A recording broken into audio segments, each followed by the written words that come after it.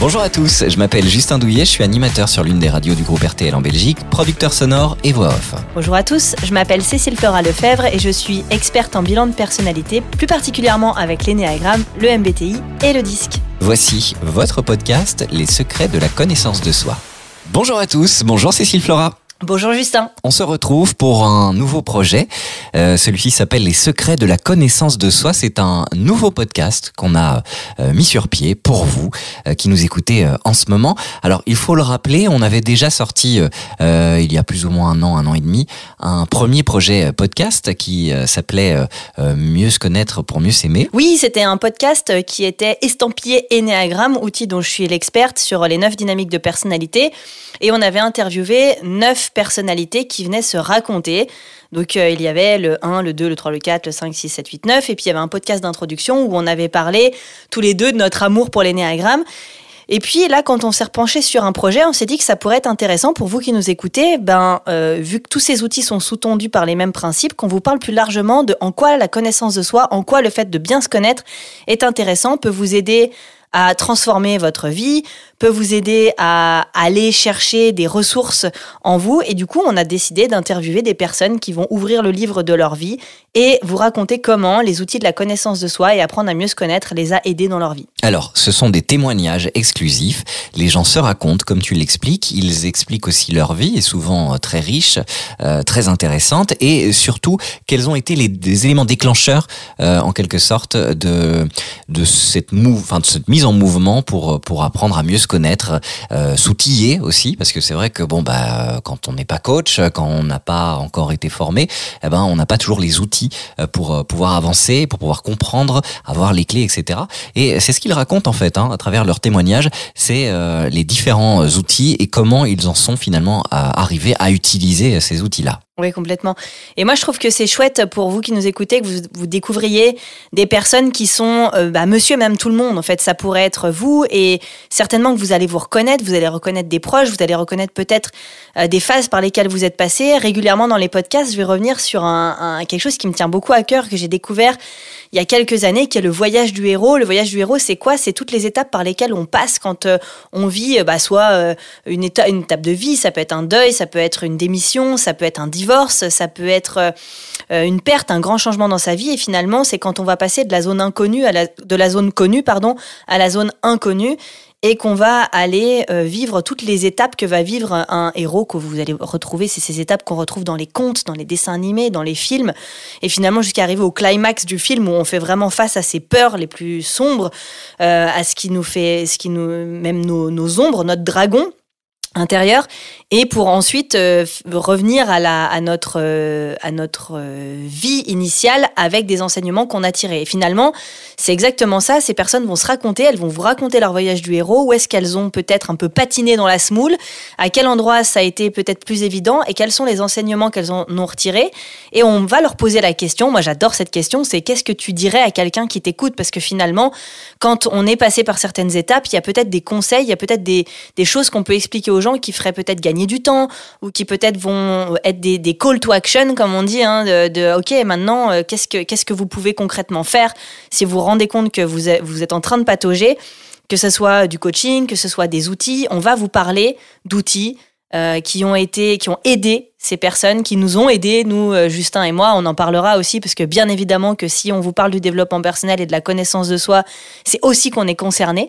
Et d'ailleurs, tiens, Justin, on leur a pas dit comment on s'est rencontrés. Alors, moi, je suis, pour le préciser, je suis animateur sur une radio belge nationale. Je suis producteur radio et producteur sonore. Et j'avais à cœur, effectivement, à une période de ma vie où c'était un petit peu compliqué, de faire un vrai travail en profondeur sur moi, sur finalement apprendre à mieux me connaître. J'étais face à des situations qui se répétaient. Tu sais, parfois on est pris dans une forme de boucle et on se dit mais enfin c'est pas possible, l'histoire se répète. Et j'avais vraiment envie de travailler ça en profondeur. Une certaine forme d'incompréhension aussi du comportement des autres et parfois aussi de mes propres réactions. Et c'est pourquoi j'ai décidé de me former et surtout d'entamer un processus de développement personnel avec une coach certifiée. Parce que ça, je le précise, j'en avais déjà parlé précédemment, mais pour moi c'est très très important. Aujourd'hui, on est quand même dans une dans une ère, et c'est favorable, où finalement chacun prend conscience, beaucoup de personnes prennent conscience de l'importance de prendre soin d'eux, de s'ouvrir évidemment à ces techniques de développement personnel, etc. Mais il y a aussi un petit peu revers de tout ça, c'est qu'il y a beaucoup de gens qui se sont lancés en tant que coach, soi-disant.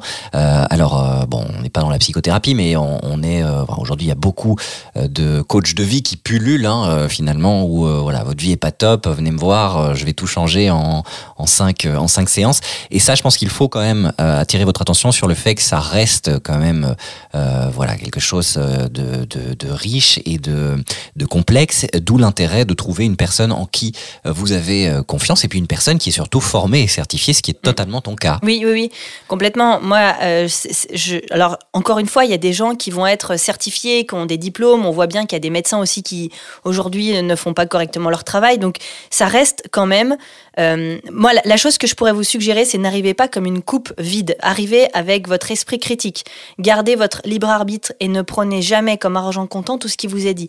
Et moi, en tant que formatrice et en tant qu'accompagnante du changement, je fais aussi attention de mon côté à ne pas prêcher une parole comme étant une vérité générale. Je propose des choses, je vais poser des questions. En formation, je dis toujours attention, c'est ce que j'ai vérifié ou observé sur les 20 dernières années, les 15 dernières années, où c'est la grande tendance de dire que tel et tel profil aurait plutôt ces difficultés, mais ça reste que mon point de vue.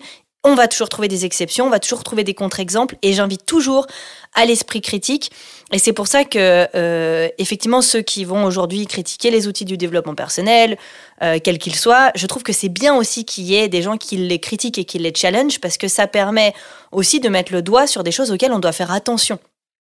Et donc, je vous invite toujours à faire un benchmark, d'aller demander des devis chez différents coachs, d'aller les connecter, de voir comment ils fonctionnent et d'aller avec votre feeling.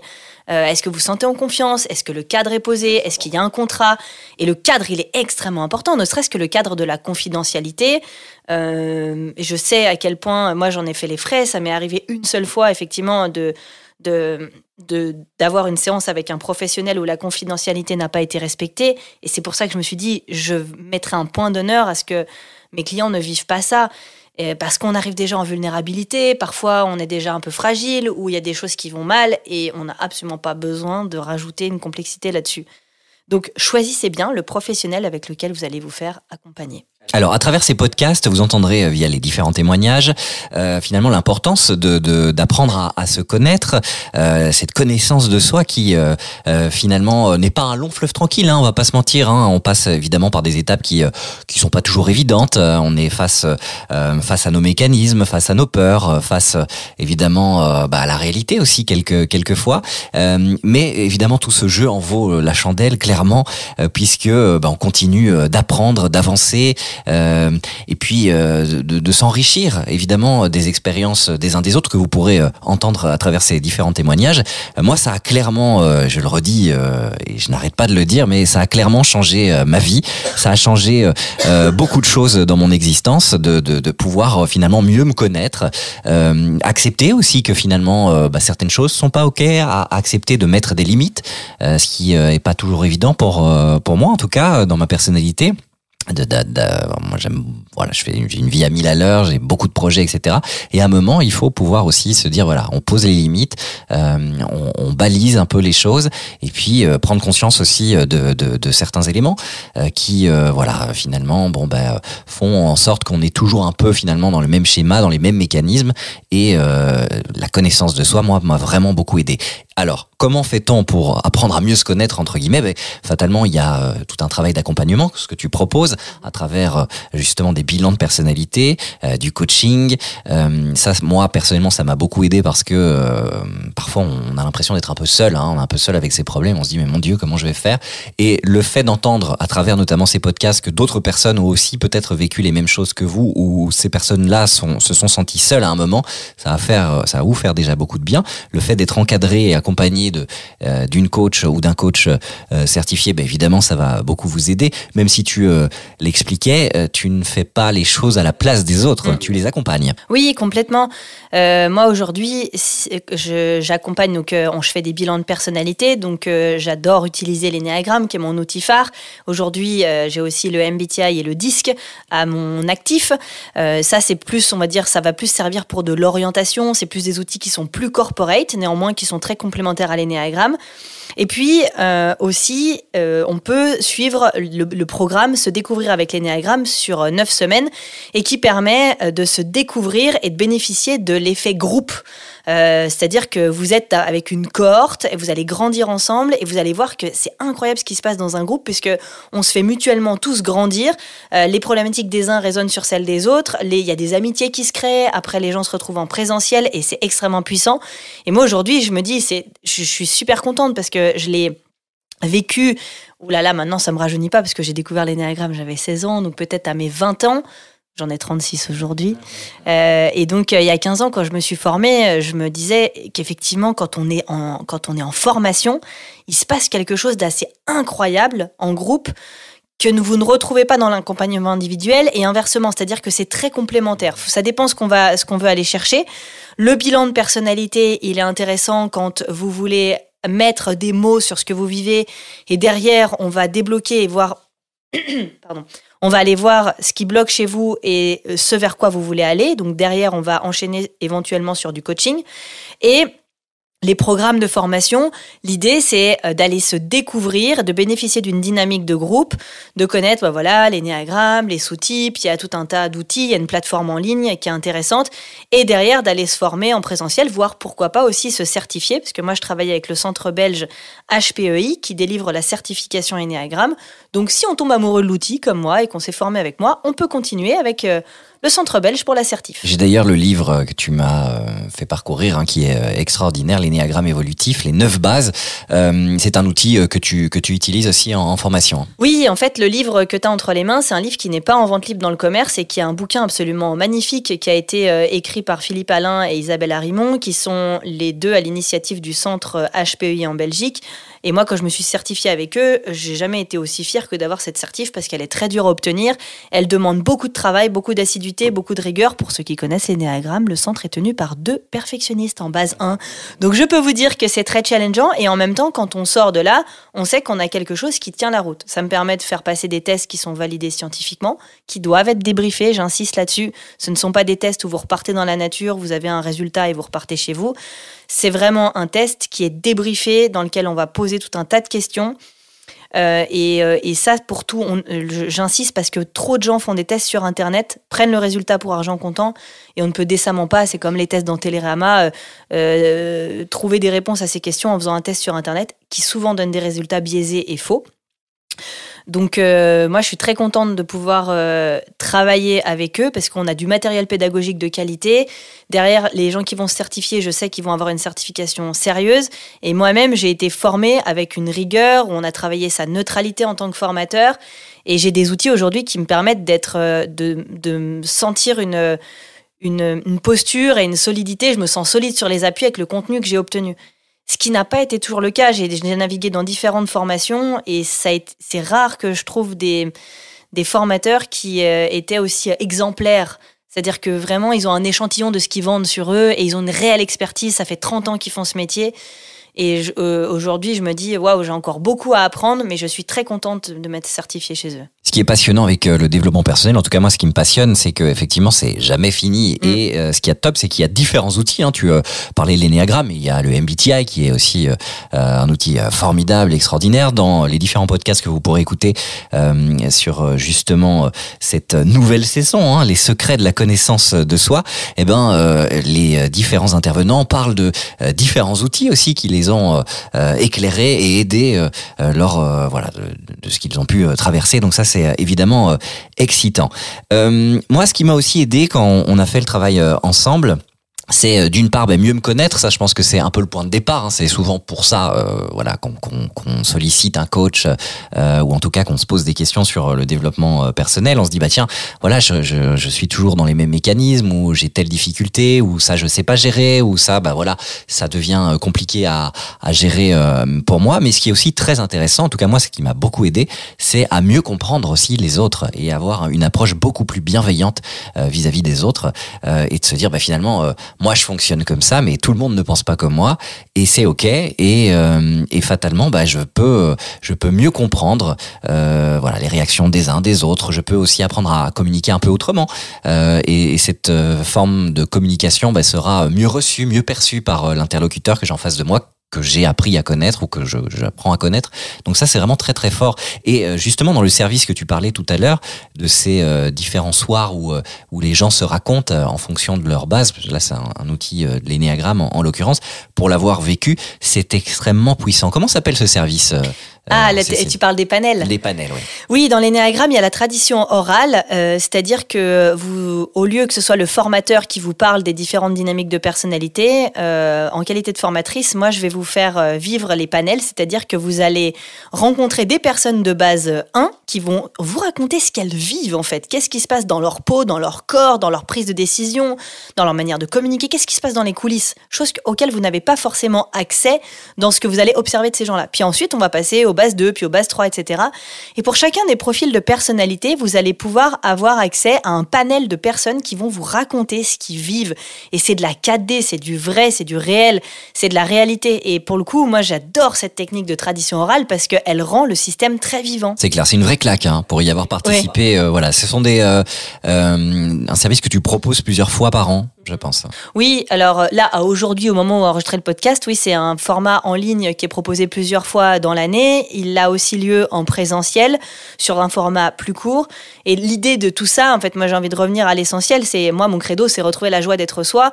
L'énéagramme, je suis tombée dans la marmite quand j'étais jeune, c'est l'énéagramme. Mais finalement, l'énéagramme, ça sert à quoi? C'est d'aller se reconnecter à quel est le cadeau avec lequel je suis arrivée au monde, quelle est mes qualités essentielles, quels sont mes dons. Moi, je suis persuadée qu'on est arrivé au monde avec des choses qui, naturellement, font qui nous sommes. Et puis, pour plein de raisons, que ce soit nos parents qui nous ont pas encouragés là-dessus, l'environnement, même des fois, c'est socio-culturel, des fois, on n'est pas forcément né, soit à la bonne époque, soit au bon endroit. Et on va pas être valorisé là-dessus. Et souvent, il y a une espèce de clash à un moment donné dans notre vie où on se rend compte qu'on est à côté de nos pompes. C'est souvent ça. C'est parce que on n'a pas honoré cette qualité ou ces qualités essentielles, ce cadeau. Moi, j'aime bien parler de ça. Et c'est ça, pour moi, retrouver la joie d'être soi, c'est finalement honorer, faire vibrer la coquille dans laquelle on est depuis tout petit et la remplir, l'honorer, se rendre compte qu'on a tous quelque chose à apporter au monde et qui est beau, que ce soit... Dans l'énéagramme, il y en a qui vont être idéalistes, qui vont nous apporter l'éthique, il y en a qui vont nous apporter l'amour, il y en a qui vont nous apporter le rayonnement, il y en a qui vont nous apporter l'esthétisme, il y en a qui vont nous apporter la clarté, d'autres la sécurité, l'intuition, d'autres le jeu, le positivisme, d'autres la force, d'autres l'harmonie. Et tous, vous allez voir que dans vos amis, vous allez reconnaître ces gens qui vous apportent, soit ils vous apaisent, soit ils vous bougent les fesses, soit ils vous font marrer, et en fait, ils ont ce truc en eux, et c'est leur essence. Et parfois, en fait, on se rend compte que cette essence, elle a été éteinte parce qu'on n'était pas au bon endroit. On s'est retrouvé comme une orchidée dans un champ de chardon, parce qu'au moment de l'orientation, à 15-16 ans, on était un peu paumé en mode qu'est-ce que je vais faire? Bah, vu que je suis nulle en maths, que je suis bonne en français, bah, du coup, je vais faire ça. Ou papa-maman me dit de faire ça, du coup, je suis poussée par papa-maman, loyauté à papa-maman, j'accepte, et puis à 35 ans, j'explose en vol. Parce que je suis juste pas au bon endroit, ou juste erreur de parcours. Et en ça, je trouve que ces outils, ils sont hyper puissants, c'est de se reconnecter à qu'est-ce qui fait notre essence, c'est pour ça que je parle de qualité essentielle, et juste se repositionner. L'idée, c'est pas de faire un changement à 360, de changer, de se transformer, de changer de personnalité, c'est juste de hop, on refait un petit recadrage pour se remettre sur les rails. Bon, on va pas se mentir, hein, apprendre à bien se connaître, ça va vraiment vous changer la vie. Tu parlais de pas être au bon endroit. Bah oui, parfois on comprend pas toujours, tu vois. On se dit, bah sur le papier tout roule, le job a l'air trop cool, mais en même temps je me sens pas vraiment à ma place et on sait pas toujours définir pourquoi. Et ben justement, en apprenant à bien se connaître, on peut comprendre que parfois, bon bah voilà, le job peut être cool, mais ça ne nous remplit pas spécialement. On n'est peut-être pas aligné avec nos valeurs, avec ce qu'on ressent, avec ce dont on a besoin. Donc c'est très très important, évidemment. Enfin en tout cas moi, ça a beaucoup changé ma vie, ça m'a énormément aidé, ça m'aide encore aujourd'hui quotidiennement. Il y a d'autres outils aussi, je pense. Oui, et si tu me permets, je voulais rebondir sur ce que tu dis parce que quand je me suis passionnée pour l'énéagramme quand j'avais 16 ans, j'ai cherché désespérément quel était le métier que je pouvais faire dans lequel j'allais pouvoir utiliser ces outils du développement personnel. Et franchement, en vrai, je savais pas du tout. Et par hasard, je me suis dit, vraiment c'est par hasard, donc j'étais barmaid dans un palace à Genève, j'avais fait des études dans l'hôtellerie, donc je m'éclatais. Un jour, il y a un client qui me dit « Tu vas faire ça toute ta vie ?» Je dis je m'étais pas posé la question parce que en vrai, barman c'est un peu psychologue parce que t'as des gens qui viennent à toi, ils parlent, ils se confient. Des fois même, ils sont en business trip. Donc, je rappelle, c'était un palace à Genève, donc il y avait plein de gens qui étaient vraiment de passage. Et finalement, ce que j'adorais le plus, c'était pas tant faire les cocktails, c'était vraiment passer du temps avec les clients. Et j'étais souvent rappelée à l'ordre en mode « Cécile, t'es pas là pour tchatcher avec les clients ?» Et vraiment, j'adorais ça. Et du coup, je me dis « Ok, qu'est-ce que je pourrais faire ?» Et là, je pars en ressources humaines. Ça a été une erreur a posteriori parce que finalement, si c'était à refaire, je ferais pas ça. Parce que finalement, c'est pas là où j'ai pu utiliser toutes les ressources et tous ces outils que j'adorais utiliser. Mais ça, je le savais pas avant de me lancer dans ces études-là. Et moi, je rêvais que d'une chose, c'était d'aider les gens à libérer leurs talents, leurs compétences, être en lien avec les employés, les salariés. Et ça, j'ai jamais vraiment trop pu le faire. Et il y avait comme une frustration qui grandissait, qui grandissait. Moi, je vous le dis sincèrement, j'adore les gens. J'adore les gens, je kiffe les gens, je kiffe les observer. Je me connecte souvent à mon intuition, à des trucs que je ressens, que je perçois. Et vraiment, je me disais, mais qu'est-ce que je peux faire ? Et c'était super frustrant de me dire, ok, je sens qu'à l'intérieur de moi, j'ai des outils, ok, mais juste là où je suis, je peux pas m'en servir. Et la frustration, elle grandissait. Et j'étais responsable RH dans une banque privée à Genève, donc autant dire que j'étais plutôt à l'abri, plutôt au confort dans ce que tu disais tout à l'heure.